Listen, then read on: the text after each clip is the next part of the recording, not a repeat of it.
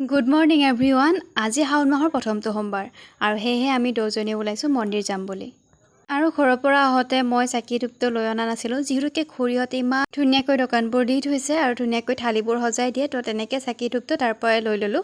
আৰু আমি ভাবিছিলোঁ আজি একেবাৰে ৰাতিপুৱাতে আহিম, কিন্তু নহ'লে, কাৰণ যোৱা ৰাতিৰ পৰা ইমান ধাৰাসাৰ বৰষুণ দিছে নহয় গাইজ। আপোনালোকৰ ফালে দিছেনে নাই জনাবচোন। আৰু তেনেকৈ বৰষুণটো কমাৰ পাছত আমি আহিলোঁ মন্দিৰলৈ। মন্দিৰত আহি দেখিছোঁ মানুহৰ ইমান ভিৰ, মানে গেটটোৰ সন্মুখৰ পৰা আৰম্ভ কৰি ইমান ভিৰ হৈছে। চাওকচোন আপোনালোকে এবাৰ আহি চাব যদি কোনোবাই অহা নাই এইটো মন্দিৰত। আৰু যোনে যোনে আহিছে তেওঁলোকে জানে যে এইটো মন্দিৰত কিমান ভিৰ হয়। প্ৰতিটো সোমবাৰে, যিকোনো সোমবাৰতে মানুহ পাবয়ে।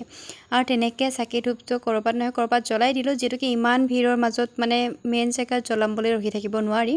তো তেনেকৈ পূজা ভাগ কৰি সেৱা চেৱা কৰি খিচাৰি খাবলৈ আহিলোঁ। ইয়াতে খিচাৰিৰ আয়োজনো কৰিছিলে আৰু ধুনীয়াকৈ খিচাৰি ভাগ খাই লৈ পিনে আমি ঘৰলৈ যাম বুলি ওলালোঁ।